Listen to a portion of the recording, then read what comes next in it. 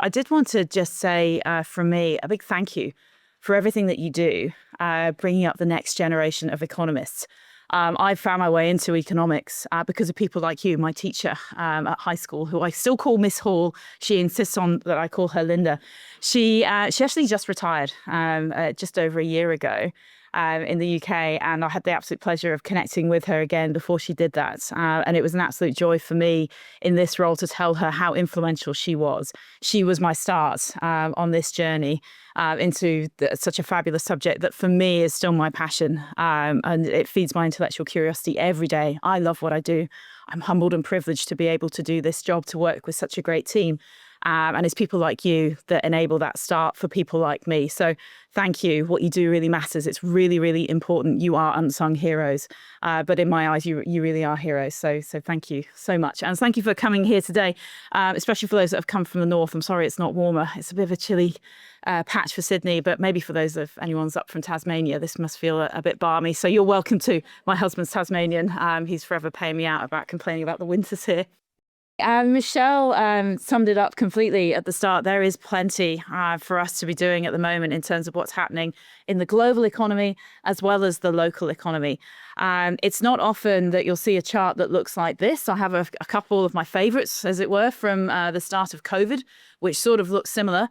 Normal, and then something big is clearly happening.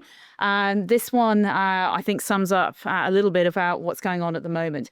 Just a quick note on the charts. These are all from our latest forecast report that we put out in May. Our next one goes out in about, the next meeting, which is just over 3 weeks' time. So they're a little bit dated. This is from late April. And this one I wanted to particularly flag because the uncertainty has come down a little bit since then, because we've perhaps seen a little bit more about what some of the policies, particularly in terms of tariffs being set by the US, look like. But suffice it to say, uncertainty is still very elevated. Now, uncertainty for me, it's an interesting sort of word. We use it all the time as macroeconomists. We're using it a lot at the moment. In fact, some people have helpfully pointed out the number of times we use the word uncertainty in our statement of monetary policy. Yes, it's a lot, but there is a lot going on at the moment. It's a pretty ethereal concept, though, right? What do we mean by uncertainty? And why does that matter as a macroeconomist? I mean, the world is always uncertain. We never know exactly what's going to happen. I sometimes give my crystal ball a quick rub to see if I can work out what's going on. Suffice it to say, it's usually cloudy, almost always cloudy. But so why are we so focused on uncertainty right now, and what's so important about it? Well, I think what this chart tells me is that the extent of uncertainty will ebb and flow over time. Sometimes it's a little easier to see what's going on. Things will be a little bit calmer. Sometimes there's a lot of change happening all at once, and that's certainly true at the moment. Right now, we're talking about uncertainty being elevated and the environment being unpredictable because policy settings are changing in many countries around the world, particularly in the US. So I'm talking about tariffs, of course, and tariff policy there is changing. Also talking about some other changes as well. Their migration policy is changing. Their fiscal settings have just changed. They've just pushed through a budget. And we're seeing changes and responses to some of those policies elsewhere, in China, in Europe, pretty much every country around the world. So that's what we mean at the moment by uncertainty being elevated and it being unpredictable. We don't quite know where all of these settings are going to settle and land. They're still being worked through and worked out. We get announcements about new tariffs almost every day, it feels, and we get announcements about responses to those tariffs as well. So why do we care about uncertainty in our line of work? Well, the one thing that we do know, something I can say with some certainty, is that uncertainty makes decision-making hard. If you're a business, if you're running a business at the moment and you're based in the US, for example, pretty tough to make a call on whether or not you go ahead with a capital project. Do I expand my production capacity at the moment? Do I build a new factory, put in a new bank of computers or whatever it might be? Or do I hold fire because I'm not quite sure what the world's going to look like? If I'm an individual, do I go for that new job in a new sector that I think is up and coming? Looks like a good bet, but well, maybe it isn't because maybe that sector's not actually so up and coming anymore because the policy settings are changing. I don't know. So maybe I'm going to sit on my hands and just wait and pause for a while and see how things play out. On an individual basis for an individual firm makes complete sense. I get it. I would probably feel the same if I was doing that kind of work. But on an aggregate sense, if everybody's making that decision to pause, that slows things down. Slows down spending in the economy, slows down the labour market. And that, as a central banker, we certainly worry about that. And so I'll come back to the impact of all of that uncertainty later on for the Australian economy. Now, one of the things that's been a little bit puzzling just recently is how financial markets have responded to what's happening. If I roll the clock back to early April, when we had the first tariff announcements from the US, financial markets kind of did what we might expect them to. They absorbed that information, looked at it and thought, that's going to be bad for growth. We think that's going to slow down global trade flows. It's going to make things more challenging. So they dropped. So equity markets fell. That's the valuation that financial market participants put on economic activity or private sector activity in the economy. They fell. Our risk premiums rose again. It became more risky, more uncertain. Makes sense too. And we also saw some movements in government bond yields and exchange rates, which I'll get to in a second. But as you can see on the chart here, since then, and actually if we roll this chart forward a few months to today, as opposed to where it was in early May, financial markets have come back roaring.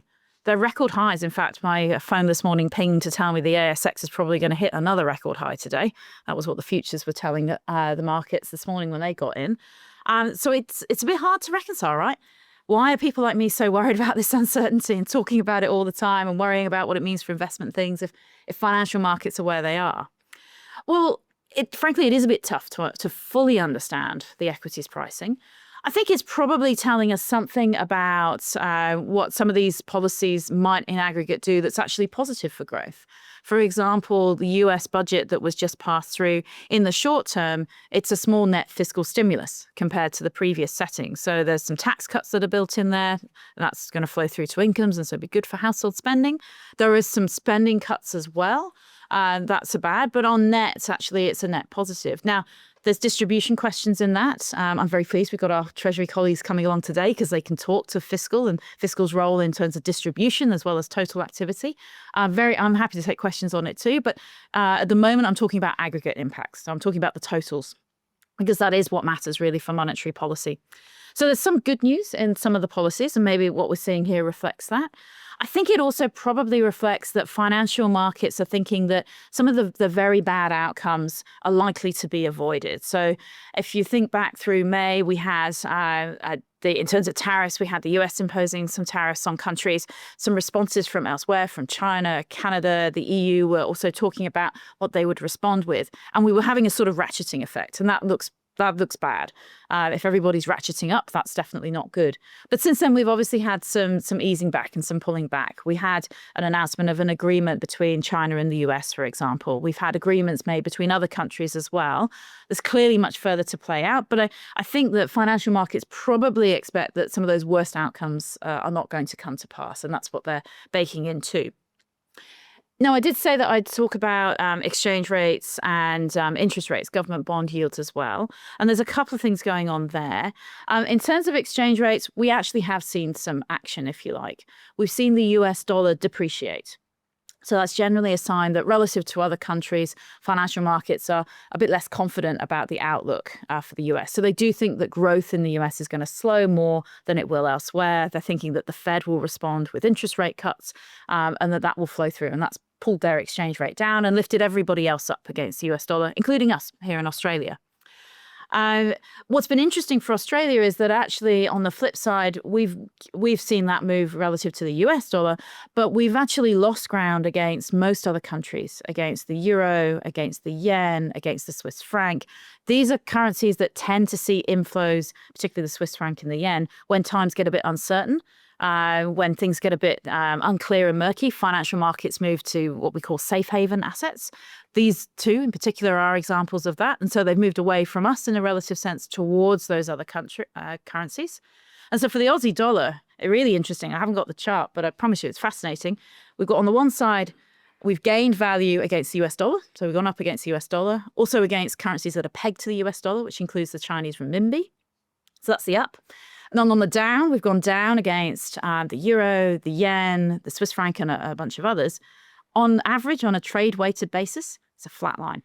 fascinating. It's an arithmetic sort of outcome. It's not something the markets are particularly aiming for. They don't think like that at all. But it just so happens that we've kind of flatlined. So we had a dip down in early April where everyone got really worried.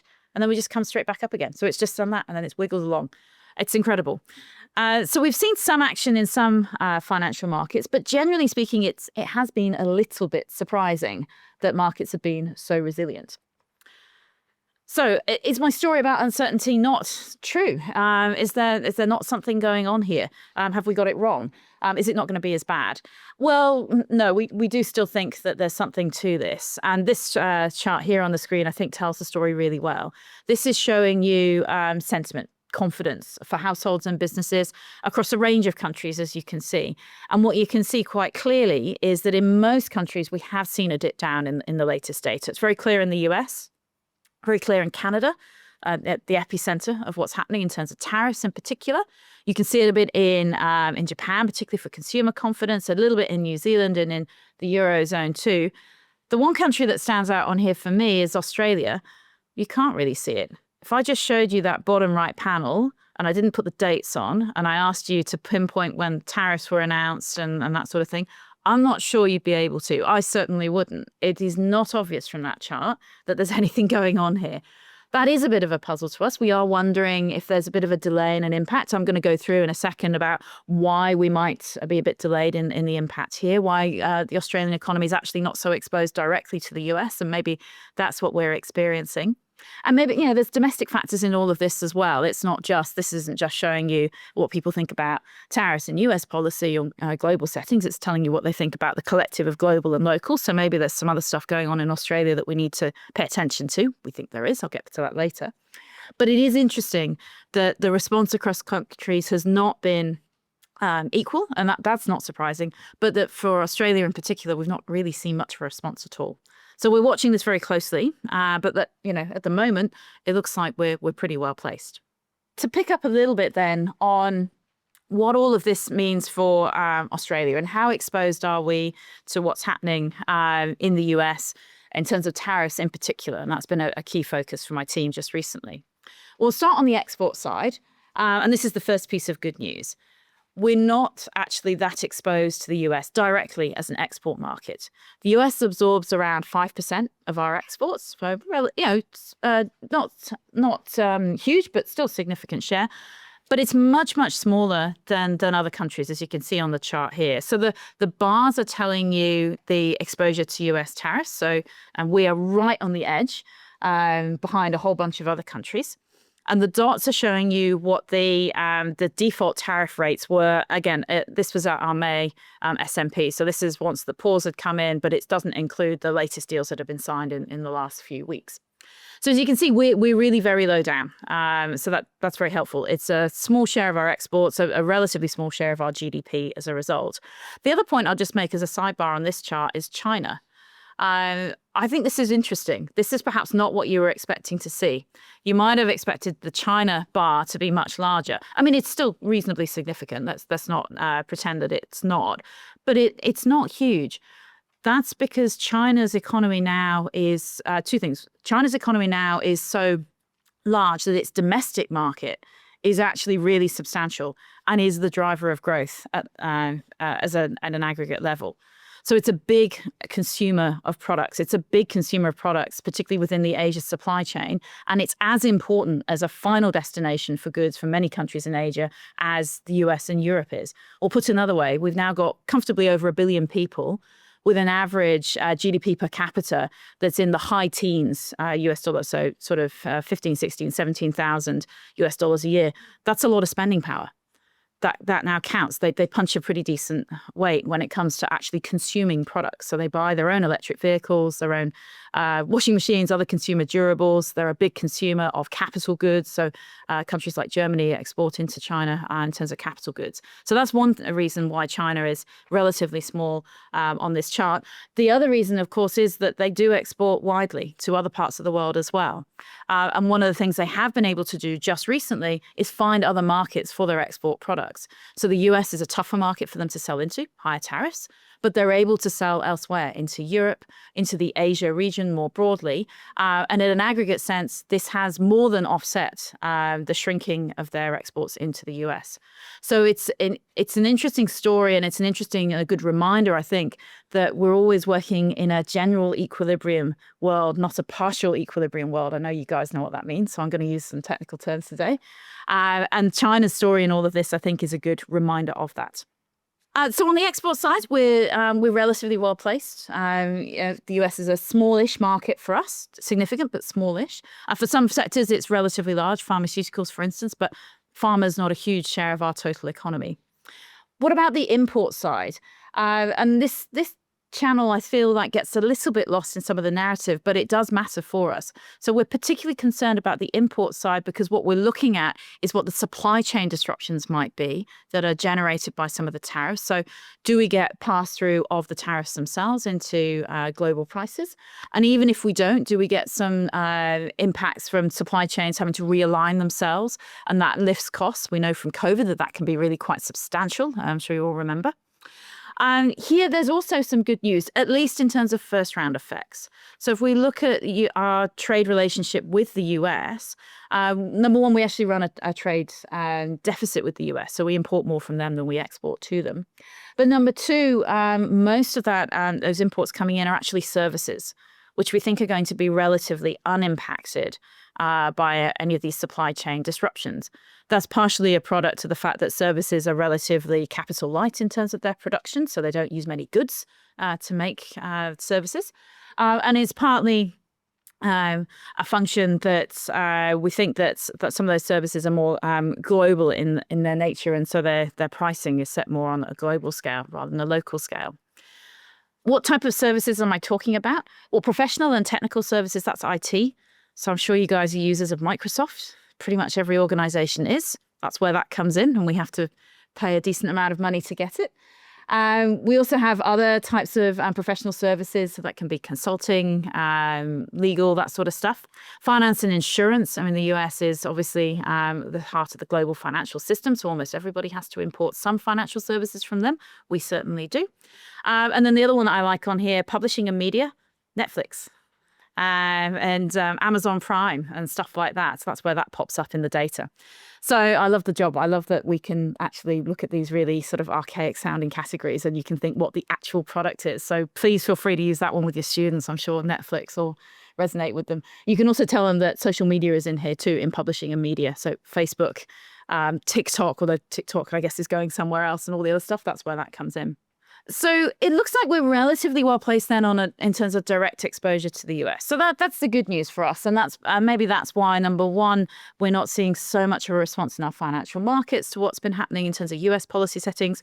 But also, number two, that our confidence series are not moving so much. We're not really feeling the impacts just yet. And maybe that's what's going on. We do think that that's the case.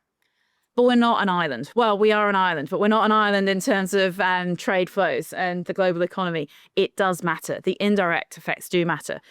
This is where charts start to get really complicated. It's really easy to show a two-dimensional chart. I really struggle to imagine an n-dimensional chart, or it would be, I guess, if I was trying to do global trade flows and just limit myself to the important countries, I'd probably be trying to do something like a 30 by 30 by 30 by 30 by 30 times over chart. Pretty complicated. So bear with me. I'm going to go with flowcharts now. And I'm going to focus on China as our major trading partner. So what we are worried about are the indirect effects of what's happening overseas. And so taking China. So the US has imposed additional tariffs on China. We think that will, at the margin, put a bit of a dampener on growth in China, just in isolation, all other things equal. And then that puts a dampener on their demand for our products. That can come through in terms of volume. So if we see the Chinese economy, again, all other things equal, softening as a result of what's happening, that might mean that household income flows in China are a little bit weaker, slightly fewer people working, maybe wages growth is a bit depressed. And that might mean that slightly fewer tourists from China come over here and have a holiday. So that's one way it happens. That's a volumes impact. That's literally fewer people coming into the country. Could be fewer students as well. The other way we see it showing up, particularly on our commodity side, is through prices. So commodity prices tend to do the adjusting. Our commodity volume exports actually are pretty resilient. So once the miners have put in the capacity to dig up the iron ore, the coal, to get the natural gas out of the country, the marginal cost of doing that's pretty low. So they're going to do it no matter what. But the price that they get for what they're selling, that does adjust.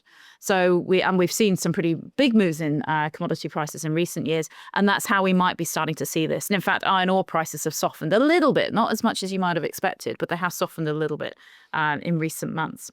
Now, I was very careful just then in talking through all of that to say all other things equal. I love that phrase. Miss Hall taught me that phrase. I'm still using it 20 years later, 20 plus years later. It matters, though, because this is a classic example of all other things equal. Not only are we paying attention to what happens in terms of the impacts of those tariffs and other US policy settings on countries like China, we're also looking at how those countries might respond. And what we expect in particular in terms of China is that the authorities there have signaled that they will use fiscal stimulus to offset any of the negative, or to at least try and offset any of the negative impacts from tariffs and everything else that's going on in the global economy. The way they talk about that is by thinking about what they need to do to hit their growth target. So their growth target for this year is around 5%. And they're using fiscal policy to stimulate the domestic economy, given what they see happening overseas. And so we expect that to come through. We've seen some already. They haven't announced any more, but we're watching and waiting. And so that then helps to lift their domestic economy, can offset the impact of the tariffs and everything else that's happening globally. And so we think actually there's a relatively limited impact on our trade and exports to China in particular. So all other things equal really matters. This is why I need a very big team, and I'm very lucky to have a very talented team that pay attention to all of this stuff. And I will get to the domestic in a second, I promise. But these are all the things that we're tracking, and we're trying to make sense of the whole. So one more slide to show you before I really get into the domestic details. And that's to think about another way that policy can respond, or the policy settings can change. So I talked just then about the fiscal settings and how they might be changing in China in particular. We also see the possibility for fiscal settings to change in Europe, for example. There have been some announcements there. And again, these things matter and can push and pull in different directions. The other big policy lever, of course, and this is the one that we have control of, is monetary policy. So what might monetary policy do in this situation? Well, what I'm showing you right now is what the markets think, or thought, I should say, at the start of May about what we might do relative to before the tariffs. And so the before tariffs sort of stylized line is the red line, which was our February forecast line that we used. So we take what the markets think are going to happen with the cash rate as our assumption for our forecasts. So I can't say that too many times. It's not our forecast. It's not the board's forecast. It is what the markets think at a point in time, and we will always put the date on the chart to give you that indication. So the markets back in February thought some cash rate cuts were coming, and you can see sort of settling down to just a touch above 3.5% at the end of this year. By the time we got to May, and everything that had happened through April and May in particular, we then had more cash rate cuts priced in for this year, as you can see, settling at around 3.25. The scale is very stretched here. And the markets have moved around since. But that is a good indication of what, generally speaking, markets have expected all central banks to do globally. They've expected more rate cuts to come through to offset the negative impacts of the policy settings, or the anticipated negative impacts of the policy settings. So that's a lot on the international outlook, but I thought it was worth spending some time there because it's certainly occupying our minds, and it is the key source of uncertainty and unpredictability at the moment. In fact, if I just put international into a box over here for the moment and just look at the domestic data that's played out over the last 6 months or so, and I roll my head back to where I was thinking, where my team were thinking at the start of the year, actually what has happened in the economy has not been a million miles adrift from what we thought. It's actually been really close. I'll say this now, we're forecasters, we get it wrong quite a lot, actually. Forecasting can feel like a bit of a mug's game at times. We are not perfect. As I said earlier, my crystal ball is usually always very cloudy. It's not, and we don't know what's going to happen. So when we do get a sort of patch of outcomes which are in line with our forecast, that's great. It's really good for my team. But it's also helpful for us to then think about, well, okay, why is it playing through? What is actually happening? Is it that what we thought was going to happen is materializing? Is it something else that's happened that we didn't anticipate that actually has offset things that we were not anticipating in the other direction? What's going on? So we don't sit on our laurels when things come through as we expect, but we are very used to forecasts not being right. But what we have seen happening in the economy just over the last little while is a couple of things. Starting off with activity, we've started to see a gentle pickup in the pace of growth. So the black line on this chart is the one to look at. And obviously the last 3 bars, in particular, the ones that I wanted to focus on, you can see they're starting to lift up a bit. What's driving that? Well, we've still got some support coming through from growth in public spending. That's the red bars. That's government consumption and government investment. It's the states and federal combined all together. Again, we care about the aggregate, so we lump it all together. We don't really get too worked up about who's doing the spending. We much more care about what the total is. So you can see those are still fairly healthily sized. Nowhere near as big as they were in COVID, which you can also see, but they're still contributing. What's been more, and we were expecting that gets announced in state and federal budgets. That's what we put into our forecast. We make no judgments and no views on what the government will do. We take what they tell us and we plug that into our models. So it's a pretty clean relationship for us. The yellow bars are in many ways for us much more interesting. That's private activity, private demand in the economy. That's household spending, business investment, dwelling investment, housing, construction, renovations, that sort of thing. And then the blue bars are net exports, that's exports minus imports, and the other stuff that's going on, which is sort of a statistical discrepancy. That's how the ABS has to try and make the numbers add up, and a few other things like that. But what you can see on the screen, if you squint very closely, is that the yellow bars are starting to get a little bit bigger. At the very least, they're not getting any smaller. That's the start of a very slow, steady, but still there pickup in private sector demand.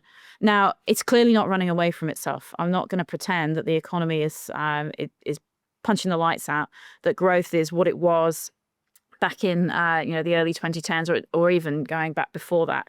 But it is the start of a gentle pickup. It has been what we've been expecting for a while.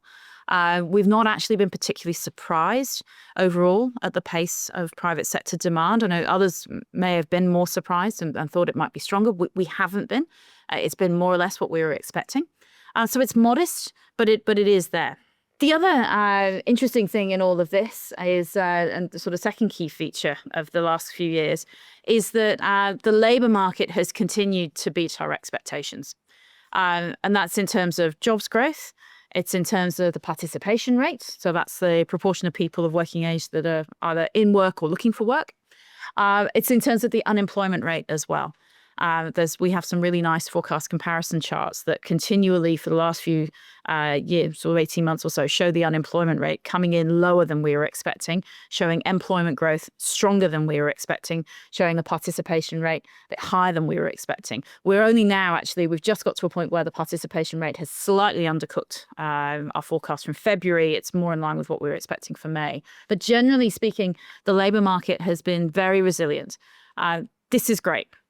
Can't stress that enough. This is fantastic. This is fantastic for the country. People in work have better outcomes, better welfare outcomes, better life prospects. We know this. It's very, very clear. Colleagues from the Productivity Commission could well talk to that. They've done some work on this. Others in social and economic research will say the same. We are very, very pleased to see this. Can't stress that enough. Part of our mandate, we have a dual mandate, low and stable inflation and full employment. We want people in jobs. I don't want anyone to lose their jobs. In fact, my own lived experience growing up in the UK in the early 90s, where there was a recession there about the same time there was a recession here, was that my dad's business nearly went under and my parents divorced as a result. I lived through the challenge of a difficult time in the economy. It had a profound impact on my life, on my family's life.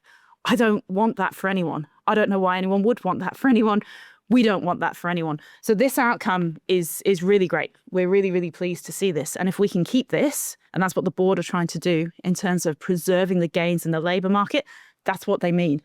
They want to keep this. We want to keep this. So this has been a really great outcome. What else have we seen happening in the economy that's more or less come in as we expected? Well, wages growth. So wages growth is an interesting one with us. It's tied up with what's happening in the labour market. What we've seen happen in recent times is a bit of a slowing in the pace of wages growth. So you can see on both of these charts, the blue lines, which is your aggregates, they've come off a little bit. Although the public actually jumped up in the most recent data because we got some fairly big enterprise bargaining agreements that were agreed and flowed through into the numbers. Why has it been slowing? Well, I think there's a few things to point out here. One is that this does partly reflect the fact that inflation has been moderating, which I'll come back to later on. And so the pace of wages growth does, we think, and when we model it, we find this, embody what people think is going to happen to inflation. To give you a tangible example, most of the enterprise bargaining agreements that we're tracking that we can see coming through, and I have a team who actually do go into the weeds of tracking almost at the individual agreement level, not quite, they aggregate up, but they get down right into it. What they found over the last couple of years is that most of those agreements have had a pretty big increase baked into the first year, and then a smaller increase in wages for the second year, and then smaller again for the third year. Now, why that sort of stepped approach? So say, for example, it might be 4.5% in year one, 4% in year two, 3.5% in year three, something like that, as an example. Why that stepping? That's really interesting, right? Why would a union agree to that? Why would a firm agree to that? Well, partly we think it's because both sides are expecting that inflation is going to come down. The pace of inflation is going to come down. So the size of the wage increase needed to match inflation is going to get smaller in percentage terms in year two and then smaller again in year three. We do think that that's what's happening when we talk to the unions as part of our liaison program, when we talk to businesses, that's what they expect, and they're baking that in. As a central banker, I'm very pleased they think that that's going to happen. I'm very pleased that nobody thinks that inflation is going to stay at 8%. That would be a terrible outcome. I'm very pleased, moreover, that no one thinks it's going to stick at like 5%. That would also be a bad outcome. I'm very pleased that, generally speaking, this observation suggests that people think we're going to get inflation back down and keep it at around 2.5%. That's our mandate, the midpoint of our target range. And that's what we think is happening. So part of the moderation in wages growth, we do think, is because inflation is softening a bit. And that's all very consistent and good. Importantly, and very importantly, if you're a worker and you're looking at your budget, wages growth has softened, but it is still outpacing inflation. So headline inflation at the moment in the March quarter was 2.4%. We think it's going to be 2.1% for the June quarter. We get the data next week, actually. So, sort of low twos, if I can describe it that way. And as you can see, wages growth now is actually running in the mid threes on average for the average person. Some people will be running a bit stronger, some people a bit weaker than that. But on average, it's the mid threes. So it's a positive gap. So real wages growth has returned to positive territory. That's very, very helpful for households. And we're very aware of that after a tough few years. And then the final point I'll make about wages growth, and this is very much a very long run point, is that if I look over 10, 20, 30 years, what I can observe is that the pace of wages growth, of real wages growth, so taking out inflation, generally tracks the pace of productivity growth. It's a fundamental in the economy that on average, businesses can't pay workers more in real terms year to year than they get in terms of productivity gains. And to be clear, productivity gains are not just working more hours. That's not productivity gains. That's just working more hours. Productivity gains are being able to do more in the same amount of time per day you work, per hour that you work. For people like us, actually, for teachers like yourselves, for civil servants like me, productivity is very, very ethereal concept. What does that mean? How do I get more productive at my job? I do work very hard. I do try and think about how to be more productive, but it's pretty hard to measure.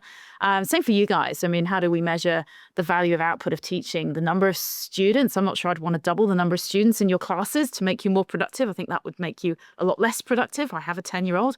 I know how feral they can be at times. So I don't want to do that either. But in other parts of the economy, it's a bit more intuitive. If you're working in a factory, say, and the business puts in better equipment, that means that you can, instead of going at, I don't know, 10 widgets an hour, you can actually get 12 widgets an hour out, and you're happy and you're able to do that and keep on going. That's productivity. That's the productivity improvement, much, much more tangible. Those are the kind of gains that track into real wages over time, and you can't beat that. If wages grow faster than that in real terms, eventually the business will go bust because they're having to give more and more and more of the revenue to workers. And at some point, they just won't make money. Doesn't add up. It is the way it is. And we see that very clearly in the data. So productivity, this is where productivity really matters. For us, in a cyclical short-run sense, productivity and wages can go in different directions. They can jump around. They're very volatile. Productivity is incredibly hard to measure, which I'm sure colleagues from the Productivity Commission will talk to later. So we, in the very short-term sense, we're not so worried about it. We're not looking at wages relative to productivity and quarter to quarter and thinking, oh, goodness, one's running stronger than the other. But if you look over decades of time, that's where the rubber hits the road on that relationship. That's a little bit about where we've got to in the economy. So we've got to a point where we're starting to see a cyclical recovery in demand. The labour market has been really resilient, and that is really great to see. Wages growth has softened a bit, but it's holding up reasonably well, particularly relative to inflation. And we've now got some real wages growth. So what's going to happen, do we think, going forward from here? And again, just sort of sitting the uncertainty to one side. I will come back to it later on.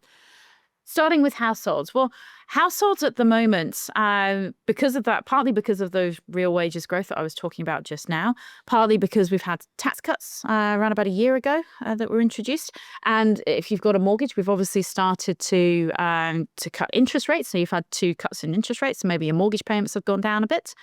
They should have done, by the way, if you're on a variable rate mortgage. If that's not happening, check with your bank. What we're seeing from households, though, is still fairly soft momentum in household spending growth. There's been a lot written about this in the papers. We're certainly looking at it very closely ourselves.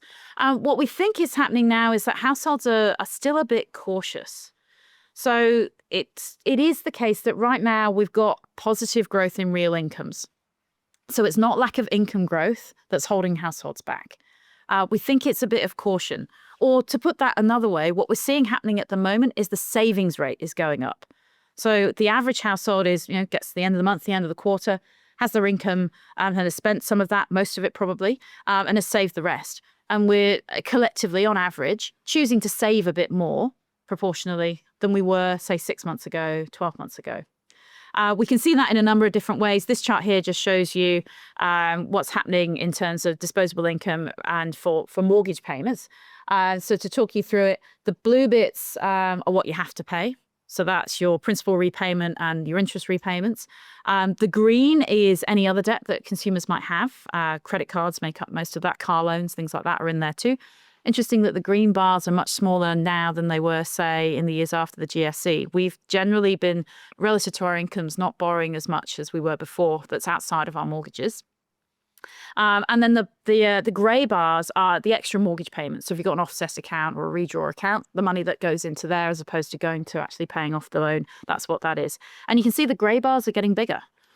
That's that caution, we think, that choice, if you like, to repay a bit more. Now, look, it makes complete sense. It's on our website because it's in our annual report. I have a mortgage. I'll disclose that. I get it. Higher interest rates. It means that the amount you have to repay over the length of the loan has gone up. It's a really strong inducement to try and save a bit more. So that's probably part of what's going on. But, we are now into a rate cutting cycle, and yet we're still seeing this come through. So it's interesting that households retain that caution. We're looking very carefully to see if that continues over time, if we'll get a bit more comfortable, if that gives us a bit more of an impulse for consumer spending, or if it remains. And that's a key uncertainty in the forecast. But as you can see at the moment, what's happening is that it's coming through as relatively soft growth in household spending. And on a per capita basis, effectively, household spending has been flat. So spending per person has been flat over the last year or so. Not falling anymore, but not rising. So that's a bit on households. What about businesses? Well, this is where uncertainty sort of starts to really come into it. I talked at the start about uncertainty having an impact on business decisions, maybe having an impact on household decisions. When we look at it and look at historical experience, actually where we really see it coming through is on the business side, on business investment. You've got to be pretty brave to make that decision to expand, to go, maybe to set up your own firm or to expand capacity at the best of times. And when it's uncertain, it's really tough. And so we expect to see uncertainty to have most of its impact as a dampening impact on business investment. What we can see at the moment is that uncertainty is elevated. So this is data that's drawn from our liaison program. So for those that don't know, we meet with 800 to 900, we do 800 to 900 liaison meetings a year. It's about 600 organizations. Some people we visit twice a year. And they cut right across the economy. We've been running our liaison program for 23 years, I think now. So we've got a really long data set, and we're now able to use large language models, so AI effectively in data science, data analytic tools, to draw sentiment out from those qualitative interviews. I'm really proud of this. We're actually leading the world in some of this work and to bring these techniques into our data set. So before, with our liaison program, we would have the information and you could remember the anecdote. Now I can show you a chart which tells you what businesses are telling us. And so this is particularly honing in on mentions of the word uncertainty or being cautious about the outlook, those kind of similar phrases. We draw those out and measure how often they come up in our interviews. And you can see, unsurprisingly, a bit elevated at the moment. It doesn't appear to be having any impact on decisions that are happening today, but we do think that it's going to have an impact on business investment over the next year or so. So if you look at our forecasts in the S&P, we don't think business investment is really going to grow much over the next year. And that's a relatively soft outcome. And that really does reflect our view of uncertainty, and we'll wait and see what happens.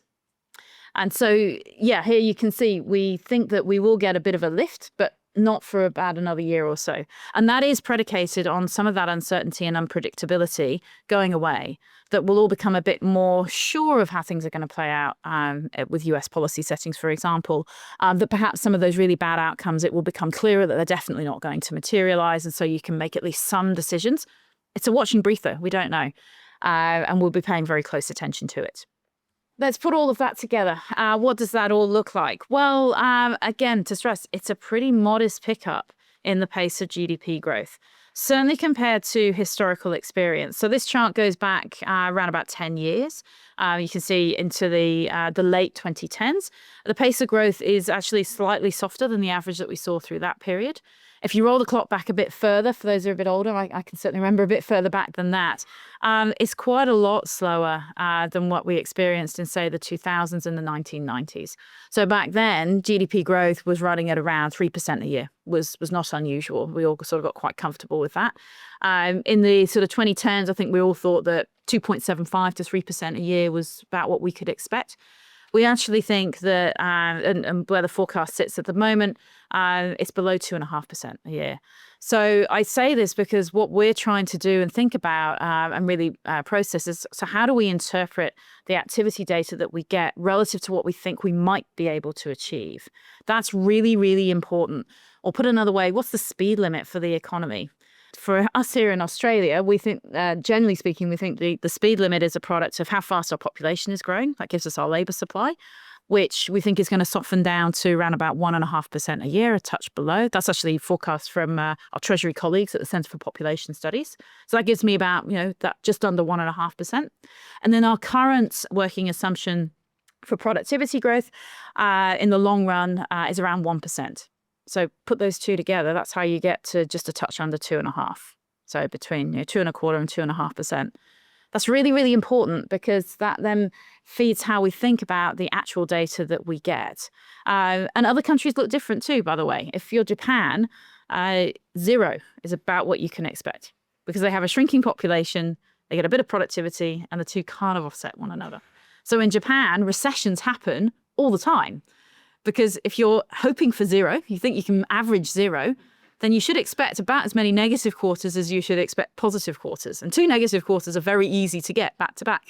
I don't mean it to be a flippant example, even though it sounds like it. It actually really matters how you think about these things relative to the fundamentals. And so that's why I make the point here. What does that look like in terms of the labour market? Well, we don't think the labour market's going to soften too much more from here. And I'm very happy to take a question on yesterday's data when we get to the Q&A. But as you can see on the chart, we were expecting back in May a little bit of a lift in the unemployment rate. And maybe we're starting to see that come through now, but not too much. So we think that the pace of GDP growth is going to edge back up towards trend and sort of hang there. We think the labour market is a little bit more softening. And then it's sort of going to hang there. And in terms of inflation then, well, we also think that we're pretty close to getting to the midpoint of our target. I'll come back at the end in terms of the risks around this, but it sounds like a bit of a Goldilocks outcome. But to talk a bit on inflation before that, what have we seen? Well, inflation has been trending down, which is very good because we've been above target for quite some time, as you can see on the chart here. We're particularly pleased that we're seeing underlying inflation trending down. That's the metric that we look at that gives us the best steer on where we think inflation is going to go. And whichever metric you look at, whichever way you cut the data, over the last year or so, inflation has been trending down. So when I was here a year ago, I was saying to this audience and in public and in other forums, was still a little bit concerned that inflation might be a bit sticky. At that point in time, the data had got a little bit stuck. In fact, you can kind of see it. There's a little shelf, particularly in the panel that's on the left in the blue line, a little bit of a shelf. That's where we were a year ago. So, our job is to get inflation down to that dash line. The shelf is a decent bit above the dash line. That's why we were worried about it. Getting inflation out of the system is absolutely critical. I talked earlier about how pleased and important it is that we keep the economy as close as we can to full employment, how beneficial that is for people to be in work. We know that, absolutely. But it is also really important that we get inflation out of the system. It makes decision-making much easier for everybody. If you can sort of think inflation is going to be about 2.5%, I'll put it to the back of my mind, it's gone, don't have to worry about it, I'll just bake that in and I'll make my decisions. That is a good environment to be making decisions in. It's also really, really important to get inflation out of the system because those on the lowest incomes, in the bottom 20%, inflation for them is incredibly hard to deal with because these are people who have really limited buffers, if any kind of buffer. And they're already making really tough choices about how they spend the incomes that they have that are relatively low, right? And these are, when we talk to representative groups like ACOS and others, they tell us some really very harrowing stories about parents having to choose not to have food, not to eat dinner because they're having to feed the electricity meter and things like that. And the thing that makes it really hard for them is when prices move more quickly than they expect. If you've got no buffer, you can't deal with that. So we know getting inflation down and keeping it low is really, really important. It's important for decision making, but it is an important aspect of welfare and promoting the welfare of Australians, particularly for our poorest, most vulnerable people in the community. So it's a wicked job at times, but we know that both of these things really matter. And that's why we're trying to do what we're doing. So we're really pleased that inflation has been tracking down. We're particularly pleased that the domestic price pressures are the ones that have done the easing. So services, administered prices is what's regulated by the government, but services in particular, the top panel. This is because this is the part of the economy that we can have most impact on. So we can't influence, I'm afraid to say, really what happens to global manufacturing prices. No impact on the cost of petrol. I'm sorry. It is what it is. I fill my car up too. It's very annoying when it jumps up. We don't really have much of an impact on that. Maybe a bit on the exchange rates, but really the fundamentals there are out of our control. What we do have an impact on, though, are these domestic price pressures, so market services in particular. As you can see, very pleased to see it tracking down towards that dash line, which is 2.5%. Actually, it's the average for the series over the history, which is close to 2.5%. And so normalising there. So what do we think is going to happen to inflation going forward? Well, I'll dwell a bit on headline and then I'll get back to underlying because it is a good news story, we hope. That's what we're trying to achieve. But this chart suggests that maybe there's something a bit more going on, and there is. I'm sure you've probably all noticed, and depending on what part of the country you're from, you'll have noticed a bit more than others. Energy prices, or the cost of your energy bill, has been partially covered by government subsidies. So there's been a federal electricity rebate, the $75 a quarter. Some of the states, you've also had an incremental on top of that as well. Queensland, Western Australia, Tasmania, I think, has had one. Those sorts of things. Not New South Wales, by the way. So anyone from New South Wales, we've only had the federal. What does that mean? Well, what that's done is over the last year or so, it's pushed down on headline inflation because it made electricity cheaper than it otherwise would be based on market forces.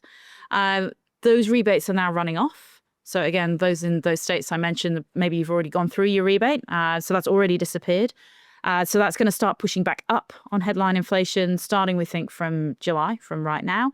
And then that is going to continue and sort of hit a peak towards the end of this year. And the federal rebate runs out at the end of this year.